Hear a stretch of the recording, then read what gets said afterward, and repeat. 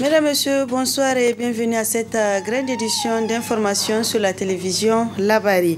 La directrice générale d'Oxfam France a effectué cet après-midi une visite dans les locaux du réseau des organisations pour la transparence et l'analyse budgétaire ROTAB. L'objectif étant de s'enquérir des conditions de vie et de travail des acteurs de la société civile. Le compte rendu avec Nafisa Zakou et Sadoudou. Constater de visu les conditions de vie et de travail des acteurs de la société civile nigérienne, tel est l'objectif assigné à cette visite de la directrice générale d'Oxfam France dans les locaux du ROTAB, le réseau des organisations pour la transparence et l'analyse budgétaire. La situation sécuritaire, l'importance de la société civile, la bonne gouvernance, entre autres, étaient au centre des échanges entre le secrétaire exécutif permanent du ROTAB et la directrice générale d'Oxfam France et son staff. Ma présence en tant que directrice d'Oxfam France, c'est aussi parce que, chacun le sait, les liens entre la France et le Niger et le rôle de la France dans le Sahel donne matière à être questionné, à être discuté. Et nous voulons absolument pouvoir porter la voix de la société civile dans le débat public en France. C'est ce qu'on fait de longue date parce que pour nous, le débat, c'est pas la France et le Niger. Le débat, c'est la société civile des deux côtés. Donc on peut être d'accord sur certains points, en désaccord sur d'autres. On peut être dans le même pays et ne pas être d'accord. On peut être en France et questionner la manière dont la France gère la politique et qu'elle mène au Sahel. Et c'est pour ça qu'on veut absolument qu'il y ait ces échanges avec la société civile pour pouvoir continuer à participer au débat public autour de ces questions en France. Très ému par la présence de la première responsable d'Oxfam France, malgré la situation sécuritaire du Niger, le secrétaire exécutif permanent du ROTAB a salué cette collaboration avec Oxfam France. C'est carrément une amitié renouvelée qu'on a entre nos organisations et Oxfam France. Vous savez bien, depuis tous ces temps, les misères que nous avions vécues en prison ou bien dans des situations extrêmement difficiles de restriction de l'espace civique, Oxfam France n'a jamais hésité à se prononcer et demander le respect des droits humains et des principes démocratiques. Au-delà de leur pays, ils s'intéressent quand même aussi à notre pays. Donc voilà, pour nous, c'est ce signe de nous démontrer qu'ils sont encore là. Les attentes pour nous, c'est que cette relation puisse continuer pour le bonheur de nos populations. Parce que ce n'est pas au-delà de nos personnes que vous voyez, tout ça c'est fait pour le compte des populations nigériennes qui aspirent seulement à un développement, qui aspirent seulement à une bonne gouvernance, qui aspirent seulement à l'école et à la santé. Donc voilà, pour nous l'idéal. Si tout ça est réuni pour nos pays, pour nous c'est même une solution par rapport aux questions sécuritaires. Donc en tant que société civile, nous portions ce discours de dire que les armes seulement ne peuvent pas aujourd'hui lutter contre l'insécurité dans nos pays. Au terme de cette rencontre, le ROTAB a offert un cadeau à Madame Cécile pour les multiples efforts fournis dans le cadre de la promotion des droits humains et de la démocratie au Niger. Une visite des locaux du ROTAB a mis fin à cette visite. Cérémonie hier de la fête de l'Europe initiée par la délégation de l'Union européenne au Niger au centre de conférence Mahatma Gandhi. C'était dans une ambiance conviviale 2 ans après les restrictions imposées par la Covid-19 que se sont retrouvés les États membres de l'Union européenne et autres personnalités. Le compte rendu avec Hamza Sakou et Sadoudou. C'est pour créer des communautés plus larges et plus profondes entre les pays longtemps opposés par les divisions sanglantes que Robert Schuman, ministre des Affaires étrangères français, rappela dans sa déclaration du 9 mai 1950 la nécessité d'une Union européenne, date à laquelle chaque année est célébrée de par le monde la fête de l'Europe, à l'image de celle-ci, organisée par la délégation de l'Union européenne au Niger. Ce jour de fête, nous tenons à marquer aussi une thématique de notre partenariat et une thématique qui nous tient à cœur, à nous tous, Européens et Nigériens. C'est notre engagement envers les jeunes. qui sont l'avenir de tout un pays, et en particulier les jeunes femmes du Niger.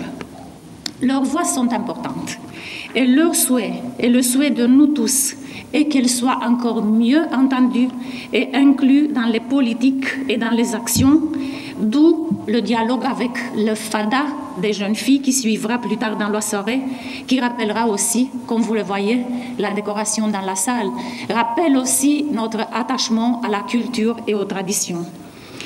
Mesdames et messieurs, j'ai aussi le plaisir de vous informer que cette année, nous déclinerons plusieurs d'autres thèmes de notre partenariat dans une quinzaine de l'Europe, à Niamey et à Zender, ensemble avec les États membres. Aujourd'hui, 72 ans plus tard, le 9 mai 2022 est riche d'événements et de symboles, et c'est de ça que je souhaite vous parler ce soir. Ce n'est bien sûr qu'une partie de notre large champ d'action et de dialogue commun, mais ça nous permettra d'illustrer des engagements et des valeurs que nous traduisons jour par jour dans des actions concrètes dans notre partenariat.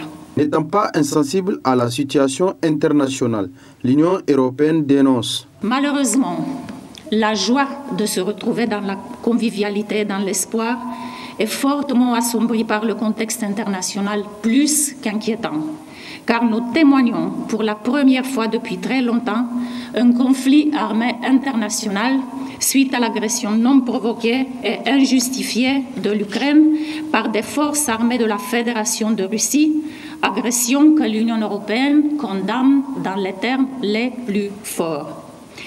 Nous demandons l'arrêt immédiat de l'invasion militaire et le retrait non conditionnel de toutes les forces et équipements militaires russes du territoire entier de l'Ukraine.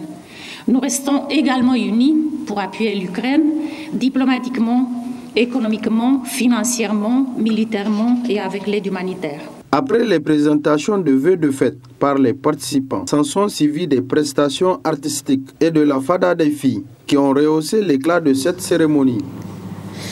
L'Institut néerlandais pour la démocratie multipartite au Niger, en collaboration avec Alternative à Espace Citoyen, a organisé un café politique Sahel virtuel ce matin à l'hôtel Bravia. Ce panel sur l'extrémisme violent est organisé à l'intention des différents partis politiques du Niger, Mali et Burkina Faso. Le compte-rendu avec Arieta Salah et Nasser. Ce café politique Sahel qui s'est tenu par visioconférence au Niger, au Mali et au Burkina Faso sur le thème « Les jeunes face à l'extrémisme violent au Sahel, enjeux, défis et perspectives dans la refondation de nos États » fait suite à une formation faite aux jeunes acteurs politiques et acteurs de la société civile de ces trois pays sur la politique.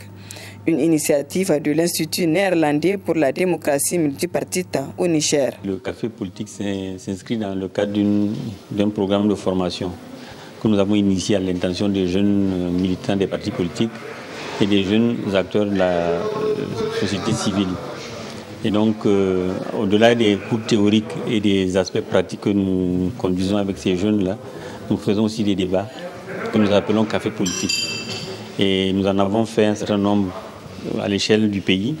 Et cette fois-ci, nous avons voulu mettre ensemble les jeunes formés au Niger, ceux formés au Burkina et ceux formés au Mali, dans un café politique virtuel au cours duquel on a débattu donc, des enjeux des jeunes face à l'extrémisme violent.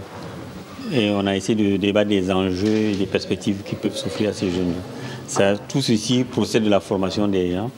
Et en même temps, ça permet d'éclairer l'opinion nationale, puisque c'est comme l'événement est médiatisé, en principe, une frange importante de population peut suivre cela et puis être informée également des choses. Et ça permet en tout cas aux jeunes d'être des acteurs avertis sur les questions politiques. Occasion pour Ibrahim Bah d'expliquer les raisons de former ces jeunes acteurs sur la politique. Nous sommes en train de former des acteurs politiques. Comme vous le savez, la mission d'un parti politique, c'est de former ses militants.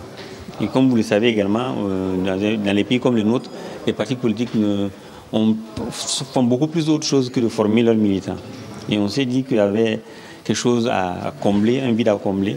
Et surtout que la démocratie, elle ne se nourrit que quand on a des démocrates. Bon.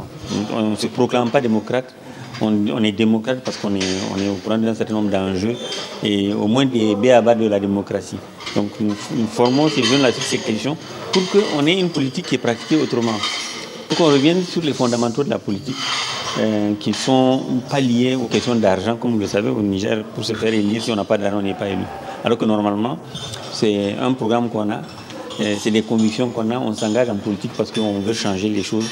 Et ce n'est pas ce à quoi on assiste. Donc nous avons choisi de les former en nous disant que lorsqu'on atteindra une certaine masse critique, on aura peut-être des partis politiques animés par des gens mieux outillés pour conduire la politique et mieux gérer nos pays. Cette première initiative, c'est déjà faire en sorte que les premières promotions que nous avons formées au Niger, au Burkina, au Mali, se voient, même s'ils n'ont pas d'échange direct. Après, nous allons les mettre en réseau pour leur permettre au moins de communiquer. On a la chance qu'aujourd'hui, avec les réseaux sociaux, la communication est plus facile. On ne peut ne pas être physiquement présent, mais pouvoir discuter. Donc nous avons cette intention-là de les mettre en réseau pour que les échanges se fassent au profit de tous les 3 pays qui sont confrontés à des problématiques plus ou moins semblables. Ce café politique virtuel a été animé par des panélistes des 3 pays concernés, à savoir le politologue Mohamed Tijani Alou du Niger, Ibrahim Maïgaï, analyste sur les questions de paix et de sécurité au Sahel depuis le Mali, et Youssouf Ben Nassirouba, juriste au Burkina Faso, avec comme modérateur Baba Dakono, secrétaire exécutif de l'Observatoire citoyen sur la gouvernance et la sécurité.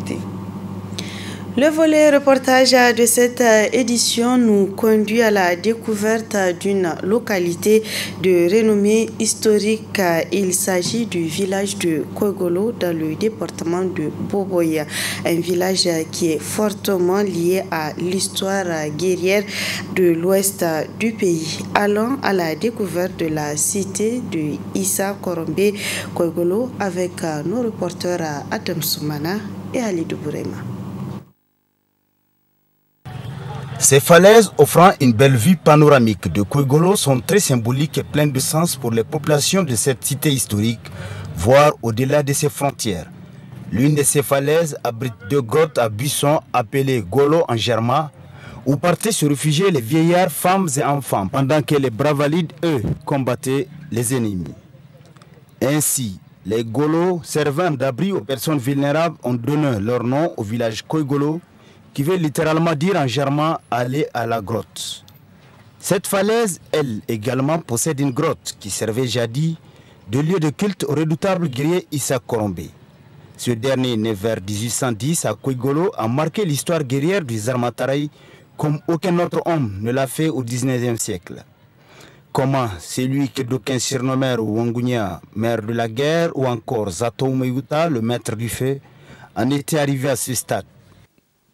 Isao Adja Koi Songay Ka Koi Songay Ako Bofodo Wanzalma Ka Akwa Ado. L'aventure de Issa le conduit à Wanzarbe en plein cœur de l'animisme Songoï, où il se mit au service d'une femme ayant le pouvoir spirituel de son entier. Cette dernière, satisfaite du dévouement de Issa, lui remit des charmes puissants tout en lui traçant l'itinéraire à suivre pour rentrer au Bercail. Ainsi, la première étape de Issa Korombe fut le Zarmaganda, ensuite le Kourfaï, l'Arewa et le Kébi. Des étapes toutes marquées par des exploits militaires de Korombézé qui devint le protecteur de son peuple et mercenaire des fois avec ses guerriers pour les autres peuples. Il périt dans une bataille à Bumba contre les Peuls du Massina venus prêter main forte à Bayero de Tamkala.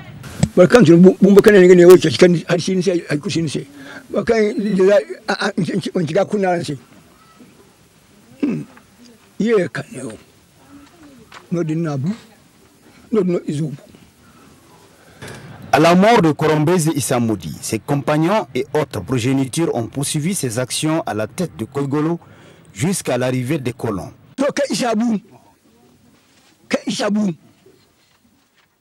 Après la mort de Issa, c'est Salif Kado qui a pris la relève afin de préserver les acquis jusqu'à l'arrivée des colons à Sorbonne. Les colons ont confirmé la chefferie de Salif Kado, remplacée à sa mort par Gourouza, lui-même remplacé par Wanke Moussa.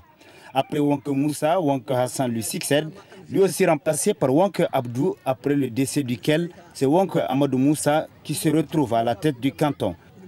Quant au village de Koigolo, son premier chef reconnu par l'administration coloniale fut Maïgari Aruna, qui est le grand-père de l'actuel chef Amadou Garba Dizazi.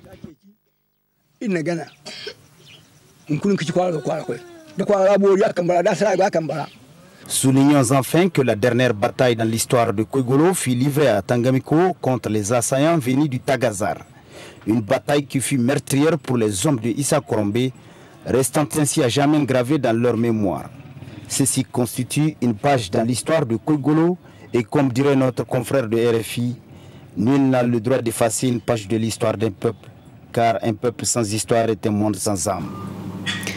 Voilà, mesdames, messieurs, c'est ainsi que se referme cette grande édition. Merci à vous de l'avoir suivi et restez en compagnie des programmes de la télévision Labari.